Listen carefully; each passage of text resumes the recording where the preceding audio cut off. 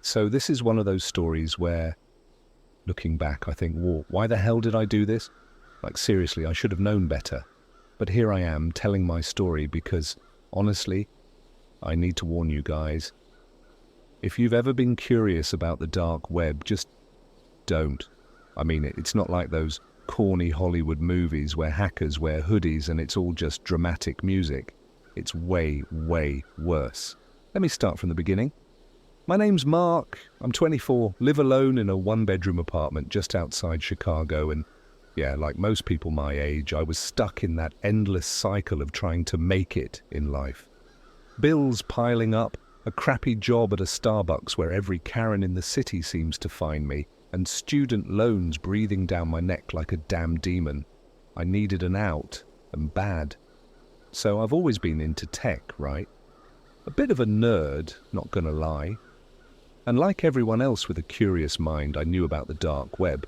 But here's the thing, they don't tell you how easy it is to actually access. Just a quick download of Tor, a couple of shady forums, and bam, you're in.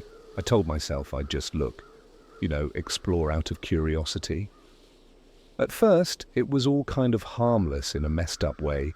Weird forums, sketchy services, counterfeit designer gear, even some cringe-worthy hitman ads that I assumed were fake. But then I found it. This one site. It didn't even have a name, just a black background with red text that said, "Play for fortune, stake your life." I know, right? It sounds like a joke, but it wasn't. I thought it was some gimmicky thing, like I'd log in, play a couple of games, and lose $10 to some dude pretending to be a big-shot gambler. Except, when I clicked the link, it asked for real stakes. And I'm not talking about money. It asked for your life. Well, more like a promise. If you lost, you had to agree to forfeit your existence. Yeah, I know, it sounds dramatic, but they made it sound like a metaphor, like just a high-risk, high-reward game. I should have clicked out right there. But when life's so crappy and you're so desperate that logic just kind of disappears? That was me. I figured, what do I have to lose? So I signed up. I put in my details, a fake name of course, and agreed to their terms. The interface was sleek, almost too professional for something this sketchy. It felt real. You could choose from a ton of games, but the one that stood out to me was Blackjack. Simple, quick, and honestly, the only casino game I knew how to play. Here's the kicker, you couldn't just play. You had to upload a video of yourself, almost like a contract. They wanted to see you, so I did it. I sat in front of my webcam, said, "Hi, my name's Mark," fake name, remember, and I agreed to the terms of this game, and sent it off.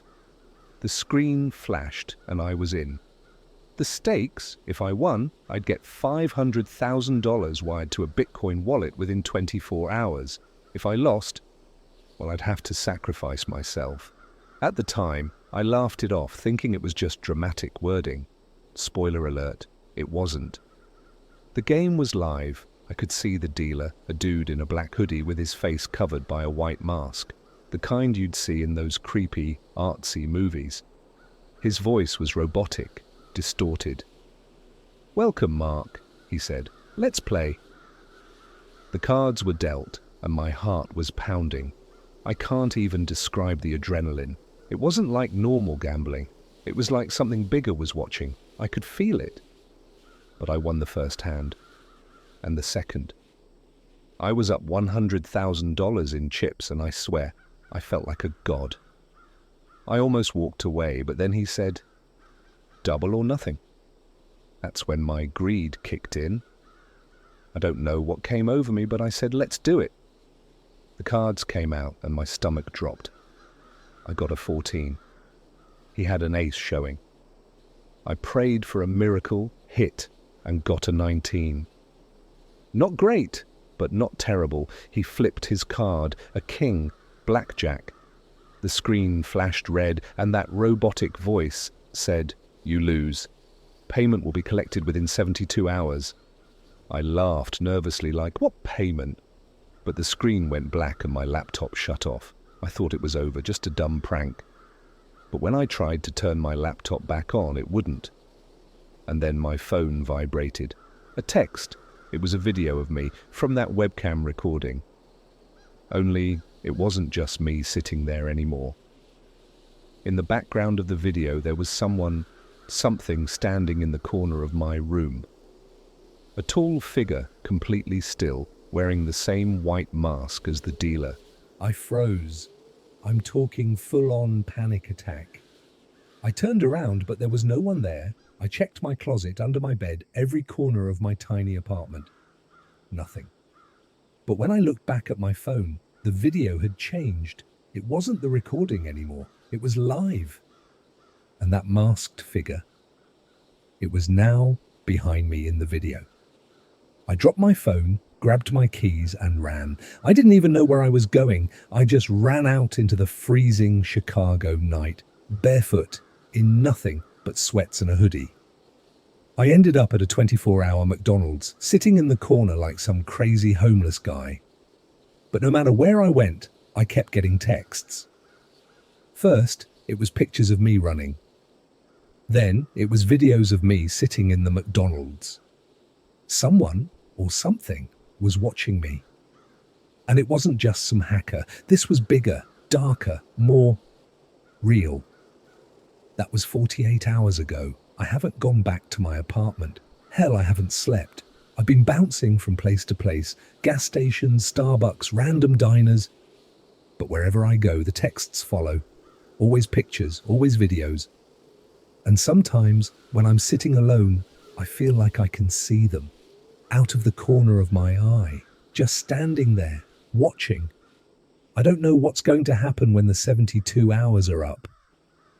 But I can tell you this. I've made a lot of stupid decisions in my life, but this one's going to cost me everything. All right, so here's the deal. After those first 48 hours, my brain went into full survival mode. Like, I wasn't just scared, I was paranoid. You ever have that feeling where your whole body's telling you you're being watched? Multiply that by 100, that's what I was feeling, non-stop. It wasn't just the texts anymore, it was everything. Let me break it down for you. After I fled the McDonald's, I ended up wandering into a 24-hour Walmart. You know, one of those massive ones that look like they could double as a small city. It felt safe-ish. Bright lights, cameras everywhere, other people. I thought, who's going to stalk me in a freaking Walmart? Spoiler alert, the answer is the thing that's been following me. I spent hours just wandering the aisles trying to act normal, but my heart was doing backflips the whole time. I wasn't buying anything, just pretending to shop. I remember standing in the cereal aisle, staring at boxes of Cheerios like they held the secrets to life, when I noticed something out of the corner of my eye. A man, tall, wearing a black hoodie, just standing at the end of the aisle. He wasn't looking at cereal. He wasn't moving. He was just staring at me. My chest tightened, but I told myself, relax, Mark. You're being paranoid. So I grabbed the closest box of cereal, Lucky Charms in case you were wondering, and turned to leave the aisle. But when I looked back, he was gone. Just gone. No sound, no footsteps, nothing. That's when it hit me. This wasn't normal stalking. This wasn't some internet creep messing with me for fun. This was something else, something that didn't play by the same rules as the rest of us. By the time I left Walmart, the sun was coming up. I decided to head to a crowded place, somewhere public, with lots of people. So naturally, I ended up at a Starbucks downtown. I figured if I could stay in the middle of a crowd, it wouldn't be able to get to me. But here's where it gets worse. I ordered a coffee, sat in the corner with my back to the wall, and pulled out my phone. I hadn't touched it in hours, too scared to even look at the screen. But when I finally unlocked it, I had over 50 missed texts, all from the same unknown number. My hands were shaking as I opened the first one. It was a picture of me sitting in Walmart. Then another, this time of me leaving. Another walking down the street. Then one of me sitting in the Starbucks I was in right now. I dropped my phone so fast it almost shattered on the floor. The barista glanced over at me, probably wondering if I was on drugs or something. I wanted to scream, to tell someone, anyone, but who would believe me? Hey, I played blackjack on the dark web, lost, and now some demons trying to collect my soul. Yeah, that wasn't going to fly. Then the final text came through. A video. I almost didn't open it, but curiosity got the better of me. It was a live feed of my apartment. The camera was shaky, like someone was holding it while walking around. I could see my stuff, the tiny kitchen, the pile of laundry I hadn't touched in weeks, the posters on my walls. And then the camera turned, slowly, toward my bedroom. The door creaked open, and there it was, the figure in the white mask, standing in the middle of my room, perfectly still. My blood ran cold. It tilted its head slightly like it was listening for something. And then it turned, looking directly at the camera, as if it knew I was watching. The video cut off. I grabbed my phone and bolted out of the Starbucks, spilling my coffee everywhere. I didn't care. I was running on pure adrenaline at this point, zigzagging through downtown Chicago like a lunatic. I ended up in Millennium Park, hiding under one of the benches near the Bean. You know, that giant, shiny sculpture thing everyone takes selfies with? Yeah, not exactly the safest place, but my brain was fried. I sat there for hours, trying to think of what to do next. Call the police? No way. What would I tell them? Hi, officer. I think the dark web sent a ghost to kill me. Call my friends? I don't have many, and the ones I do have wouldn't understand. Hell, I don't understand. And then I heard it. Footsteps. Not the normal kind, like from tourists or joggers. These were slow, deliberate, coming closer. I peeked out from under the bench, and there it was. The same tall figure, black hoodie, white mask, just standing there. Except this time, it wasn't alone. Two more figures stood next to it. One was shorter, wearing a similar mask but with red streaks across it. The other was massive, built like a linebacker with a cracked mask that looked like it had been smashed and pieced back together. They weren't moving. Just standing there, maybe 20 feet away, in broad daylight. No one else seemed to notice them. People walked right past, laughing, talking, taking pictures, like these three freaks weren't even there. And then, as if they were puppets on invisible strings, all three of them tilted their heads at the same time. Toward me. I ran. Again, I didn't care where I was going as long as it was far away from them.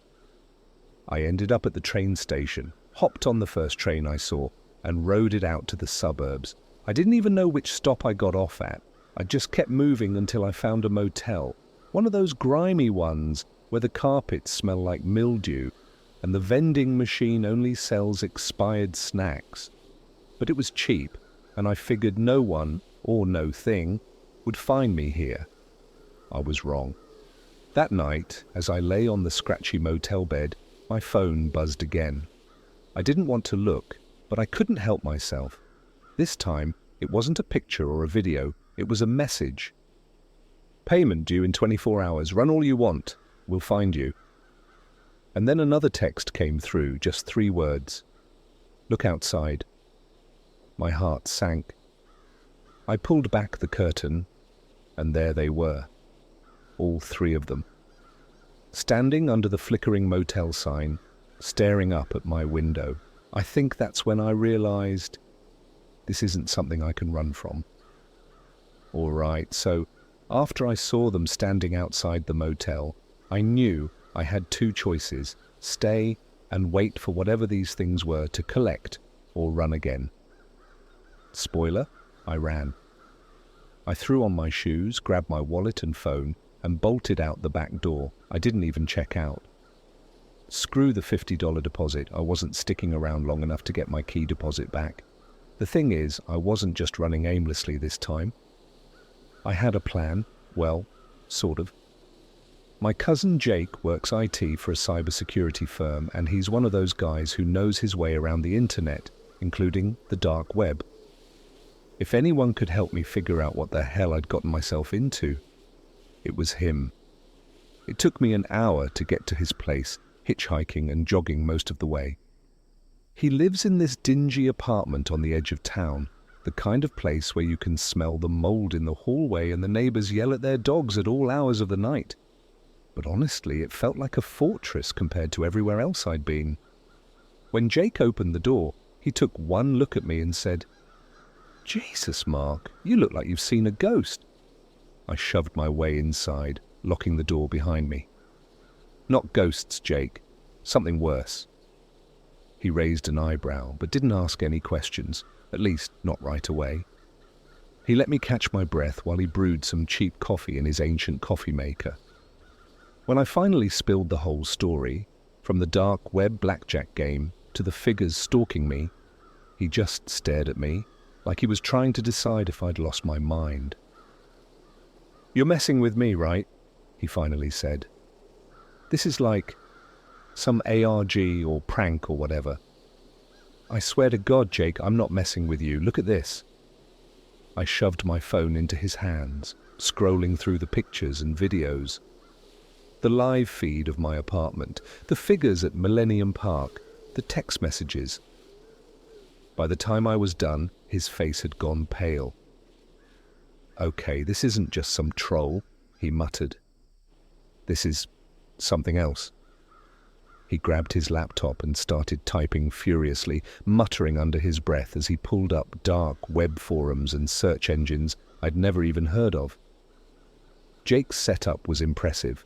Multiple monitors, lines of code scrolling across the screen like something out of a hacker movie. But the more he searched, the quieter he got. Finally, he leaned back in his chair, rubbing his temples. "All right, I don't know what kind of game you stumbled into, but it's bad. Like, really bad. There's this group, no one knows who they are, but they run these high-stakes games on the dark web. Blackjack, roulette, poker, whatever. The catch? The stakes aren't just money, they're lives." "Yeah, I figured that out," I snapped. "What do they want with me?" "They're collectors," Jake said, his voice low. "When you lose, they take something. Your life, your freedom, sometimes even your sanity. But it's not just them, they're connected to something bigger." I stared at him. "Bigger? What the hell does that mean?" Jake hesitated, like he didn't want to say it out loud. "There's rumors that these games, they're not just for entertainment. They're offerings to something ancient." I wanted to laugh, to tell him he was crazy, but deep down I knew he was right. Nothing about this felt human. Normal people don't stalk you like this, don't show up in photos where they shouldn't be, don't tilt their heads like that. "All right," I said, trying to stay calm. "How do I stop them?" Jake shook his head. "I don't think you can. Once you're in, you're in. The only way out is to fulfill the terms of the game. Either they collect or..." He trailed off, but I knew what he was going to say. "Or I'd die." Suddenly his laptop screen flashed and a message popped up. Bright red text on a black background, just like the Blackjack site. It read, "We know you're here. Payment due in 12 hours. Jake's computer started glitching out, the screen flickering and distorting. He yanked the power cord, but it didn't help. The screen turned black, and then a live feed appeared. It was us, sitting in his apartment. The camera was shaking, like someone was holding it just outside the window. I froze, staring at the screen. "Jake, are all your windows locked?" His face went pale. "I think so." We both turned to look at the window next to his desk. The curtains were drawn, but there was a faint shadow on the other side. A figure, tall, still, waiting. Jake grabbed a baseball bat from under his desk, motioning for me to stay back. Slowly, he crept toward the window. He yanked the curtain aside and Nothing. There was nothing there, just the empty alleyway behind his building. He turned back to me, confused, and that's when the lights went out. His entire apartment plunged into darkness, the only light coming from the glow of his monitors, which had switched back on, showing the same live feed of us. "Jake," I whispered, my voice trembling. "I don't think we're alone." The air in the room felt heavier, like the walls were closing in. And then I heard it. A soft tapping, not on the window, but on the closet door behind me. I turned slowly, every muscle in my body screaming at me to run. The closet door was cracked open, just a sliver, but enough to see that something was inside, something pale, moving. Jake didn't wait. He swung the bat at the closet door with everything he had. The impact was deafening, the door splintering under the force. But when it swung open, there was nothing inside, just darkness. And then we heard it again, the tapping. But this time, it was coming from the hallway outside his apartment. Jake looked at me, his face white as a sheet. "We need to get out of here, now." We grabbed what we could, his car keys, my phone, and bolted out the door. The hallway was empty, but the air felt wrong, like we were being watched from every angle. We didn't stop running until we were in his car, speeding down the street with no destination in mind. I don't know where we're going. I don't know how much time I have left. But one thing's for sure, these things aren't just coming for me anymore. They're coming for anyone who gets in their way. All right, so after bolting from Jake's apartment, we just drove. And I mean drove. No talking, no music, just the sound of tires on the pavement and Jake gripping the steering wheel like his life depended on it, which, let's be real, it probably did. We didn't have a plan.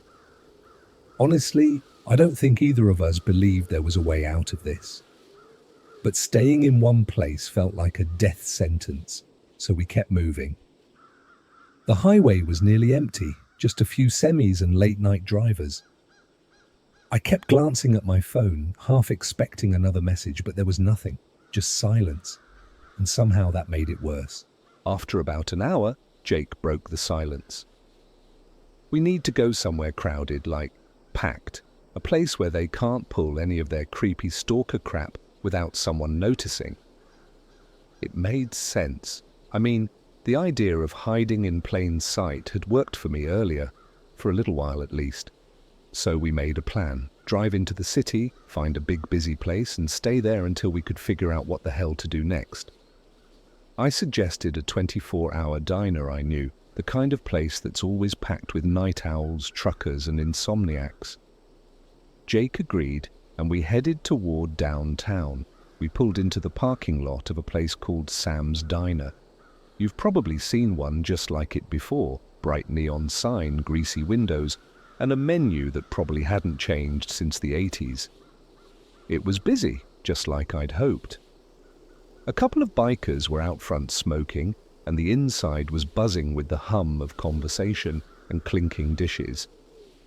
For the first time in days, I felt a tiny bit of relief. We slid into a booth near the back where we could see the entrance. Jake ordered coffee, black, and I got pancakes because, well, stress eating is a thing. The waitress didn't seem to notice how jumpy we were, which was probably for the best. For a while, we just sat there, sipping coffee and pretending everything was fine. But, of course, it wasn't. About halfway through my pancakes, I noticed something. A man sitting at the counter, facing away from us. He was wearing a hoodie, the hood pulled up over his head. Nothing unusual, right? Except he wasn't eating, or drinking, or doing anything really. Just sitting there, completely still. I nudged Jake and he followed my gaze. "Don't freak out," I whispered, "but I think we're being watched." Jake glanced over, trying to be subtle, but the guy didn't move. He was like a statue, just staring straight ahead. But then, as if he'd heard us, he slowly turned his head. I wish I could describe the face I saw, but the truth is, there wasn't one. It was blank, smooth, pale skin where a face should have been. like someone had wiped it clean. My stomach churned, and I nearly knocked over my coffee trying to get Jake's attention. But when I looked back, the guy was gone. "Did you see that?" I whispered, my voice shaking. Jake nodded, his face pale. "Yeah. We need to get out of here, now." We threw some cash on the table and bolted for the door. The bikers outside were gone, the parking lot eerily empty. Jake's car was parked under a streetlight, and we ran for it like our lives depended on it, which, at this point, they probably did. But as we got closer, I noticed something. The streetlight above the car was flickering, casting long, distorted shadows. And standing next to the car, barely visible in the dim light, was one of them. Not the blank-faced guy, but one of the figures from before, the tall one with the white mask. I froze. Jake grabbed my arm, yanking me back. "We can't go to the car," he hissed. "Then where the hell do we go?" I whispered back, trying not to scream. The figure hadn't moved, but I could feel its gaze, even through the mask. It was like a physical weight pressing down on me. Jake scanned the parking lot, and his eyes landed on a gas station across the street. It was one of those small, grimy ones with a single attendant behind bulletproof glass. "There," he said, "we'll run for it." Before I could argue, he took off, dragging me behind him. We sprinted across the street, cars honking as we dodged traffic. I didn't look back. I couldn't. I didn't want to see if it was following us. We burst into the gas station, startling the attendant, who looked like he was one bad day away from quitting. Jake slammed the door shut and locked it, even though it wasn't the kind of lock that would keep anything serious out. "What the hell's going on?" the attendant asked, eyeing us like we were insane. "Just don't open the door," Jake said, panting. "No matter what." The guy looked like he wanted to argue, but something in Jake's tone must have convinced him. He nodded and went back to pretending we didn't exist. The gas station felt safe at first. The fluorescent lights were bright, and the hum of the refrigerators in the back was almost soothing. But then my phone buzzed. I didn't want to look. I really didn't. But I knew I had to. The text was simple. "You can't hide forever." A second text came through, and this one made my blood run cold. It was a live video feed, just like before. Only this time, it wasn't my apartment. It was the gas station. The camera was shaky, moving closer like someone was walking toward the building. And then it stopped, focusing on the glass door. I turned to look, and there it was. The figure with the white mask standing just outside. Its head tilted to the side, like it was studying us. Behind it, I could see two more figures. The shorter one with the red-streaked mask and the giant with the cracked one. Jake grabbed a wrench from one of the shelves, don't ask me why the gas station sold wrenches, and held it like a weapon. "If they come in, we fight." "Are you insane?" I hissed. "That's not going to work. These things aren't normal."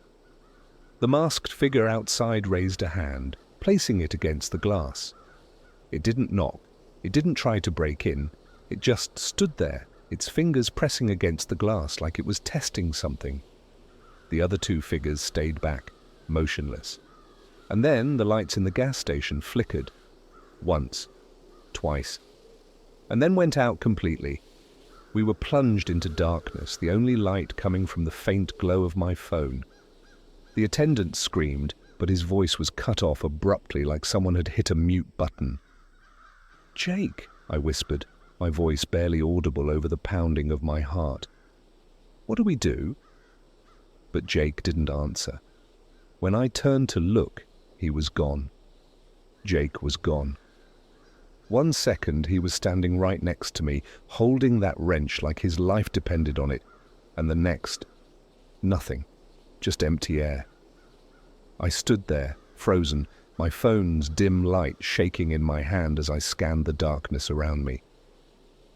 "Jake," I whispered. My voice cracked, and it sounded pathetic, even to me. "Jake, this isn't funny." But there was no response. Just the hum of the refrigerators, which somehow sounded louder now, like the whole world was holding its breath. I turned toward the door. The figures were still there, 3 of them, unmoving, watching. The white-masked one tilted its head again like it was amused, like it knew what was about to happen. And then the glass door shattered. I screamed and stumbled back, my phone slipping from my hands and skidding across the floor. The figures didn't move. They just stood there, the shards of glass crunching under their feet as they stepped inside. The air felt heavy, like the room was shrinking around me. My chest tightened, and it felt like I couldn't breathe. I scrambled for my phone, but before I could grab it, the shortest figure, the one with the red-streaked mask, suddenly appeared in front of me. I don't mean it walked. I don't mean it ran. 1 second, it was at the door, and the next, it was inches away, crouched down, staring at me. I froze. Its mask was cracked and stained, like it had been through hell and back. And behind the eye holes, I could see nothing, just darkness. But I could feel it staring at me, like its gaze was drilling into my soul. And then it whispered, not with words, but with a sound, a low, guttural hum that vibrated in my bones. I don't even know how to explain it. It wasn't human. It wasn't natural. It was like the sound of static mixed with something alive. The red-masked figure tilted its head, then reached out with one bony hand. Its fingers were unnaturally long, the nails chipped and jagged. It pointed at my chest. No, not at me, at my heart. I swear I could feel the cold from its finger, even though it wasn't touching me. Then, like some kind of horrible dream, it slowly stood up, stepped back, and motioned to the others. That's when I realized. They weren't here to kill me. Not yet. They wanted something else. Payment. I grabbed my phone and stumbled backward, tripping over one of the shelves. I hit the ground hard, knocking the wind out of me. As I struggled to get up, the tallest figure, the one with the cracked mask, stepped forward. It moved slowly, deliberately, like it had all the time in the world. I knew I couldn't fight them. I knew I couldn't win, but I wasn't going to go down without trying. My hand brushed against the wrench Jake had dropped. I grabbed it and swung blindly at the figure, hitting it square in the chest. The sound was awful, like hitting a bag of wet sand. The thing didn't even flinch. It just reached out, grabbed the wrench with one hand and snapped it in half like it was a toothpick. That's when I knew I was screwed. I stumbled to my feet, running toward the back of the gas station. There was an emergency exit, but it was chained shut. Of course it was. I pounded on the door, screaming for help, but no one came. The attendant was gone. No trace of him, no sound, nothing, just gone. I turned around and they were all there. The white mask, the red streaks, the cracked one. They didn't speak. They didn't move. They just stood there, blocking my only exit. And then the lights flickered again, casting their shadows long and distorted across the walls. That's when I saw it. In their shadows there was something else. Something bigger.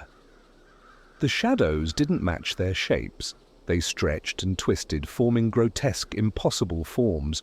Horns, claws, wings, and eyes. So many eyes, all of them watching me. I dropped to my knees, my head spinning. I don't even know why. It was like my body gave up, like some primal instinct kicked in and told me there was no point in running. They'd already won. And then the white-masked figure stepped forward. It knelt down in front of me, tilting its head like it was curious. Slowly, it reached out and placed one hand on my chest. I swear I could feel it burning through my skin, even though it didn't leave a mark. My heart pounded so hard I thought it might explode. The figure leaned in, and for the first time it spoke. Payment is due. Its voice wasn't human. It wasn't even a voice. It was 100 voices all layered on top of each other, whispering and screaming and laughing at the same time. I tried to move, to scream, to do something, but I couldn't. I was frozen, completely at their mercy. And then, nothing. I woke up in the middle of nowhere, lying in a ditch on the side of a road. My phone was gone, my wallet gone, even my shoes were missing. The only thing left was a note written in jagged red letters on a scrap of paper. It said, "You were spared. For now." I don't know how long I lay there, staring at that note. Hours, maybe. Eventually, a truck driver found me and gave me a ride into town. I told him I'd been mugged, which wasn't exactly a lie. But I didn't tell him about the figures, or the game, or what I'd lost. It's been 3 days since then, and I still don't know why they let me go. Maybe they're saving me for something worse. Maybe they're just toying with me. But one thing's for sure, I can still feel them watching, in the shadows, in my dreams, in every corner I turn, they're there. And I know this isn't over. All right, so you're still here, huh? I don't blame you. I wouldn't believe this crap either if it wasn't happening to me. But if you think the nightmare ended in that ditch, you're wrong. So wrong. Because here's the thing. When they said you were spared, for now, they weren't lying. They were just playing with me like a cat toying with a mouse. It's been a week since I woke up in that ditch. A week of looking over my shoulder, jumping at every noise, avoiding mirrors because I keep thinking I'll see one of them standing behind me. But for the first couple of days, nothing happened. No texts, no figures, just silence. For a second, I even thought maybe it was over. It wasn't. On the 8th day, my phone buzzed. That's right. The same phone I thought they'd taken. It just showed up on my kitchen counter one morning. I don't know how. I didn't question it. I just stared at it, my stomach twisting into knots. The screen lit up. One notification. A text. "Time's up." Before I could even process that, the phone buzzed again. This time, it was a live video feed. My apartment. From the corner of the living room. The camera panned slowly, and there I was, sitting on the couch, staring at the phone in my hand, except I wasn't. I was standing in the kitchen. I dropped the phone like it was on fire, backing away so fast I nearly tripped over the counter. But the screen stayed on, showing me sitting there, completely still, my face blank. It was like watching some kind of freaky doppelganger. And then it moved. The version of me on the screen turned its head, slowly, to look directly at the camera. At me. It smiled. Not a normal smile. It was too wide, too sharp, like its face was stretching unnaturally. "Payment is overdue," it said, in a voice that was almost mine, but not quite. "We're coming." The feed cut out. I didn't even bother grabbing anything. I ran out of the apartment, my heart pounding so hard it felt like it might burst. I didn't know where I was going, I just knew I couldn't stay there. I ended up downtown again, weaving through crowds, ducking into stores, trying to lose whatever was following me. But no matter where I went, I saw them. Reflections in windows, shadows in alleyways. Every time I turned a corner, there they were. The white mask, the red streaks, the cracked one. Always just far enough away that I couldn't be sure if they were real. But I knew they were. I could feel it. Eventually I found myself in an old church. I don't know why I went there. Maybe I thought it would be safe. Maybe I was just desperate. The place was empty, the air thick with dust and the smell of old wood. Sunlight streamed through the stained glass windows, casting colourful patterns on the floor. For a moment, it almost felt peaceful, and then the doors slammed shut. The sound echoed through the church, and my stomach dropped. I spun around, but there was no one there. just the silence, heavy and oppressive. "Mark," a voice said. It wasn't loud, but it filled the entire space, coming from everywhere and nowhere at once. I turned back toward the altar, and they were there. All three of them. Standing at the front of the church, perfectly still. The white-masked one stepped forward, its head tilting in that same unnatural way. "It's time," it said. "No," I whispered, my voice barely audible. "You said I was spared." "For now," it replied. "The game isn't over until the debt is paid." I backed away, my legs shaking so badly I could barely stand. "What do you want from me?" The white mask tilted again. "You already know." And then the red-streaked one stepped forward, holding something in its hand. A deck of cards. It tossed them onto the floor and they scattered, the sound echoing in the empty church. One card landed at my feet, face up, the King of Spades. What does this mean?" I stammered, my eyes darting between them.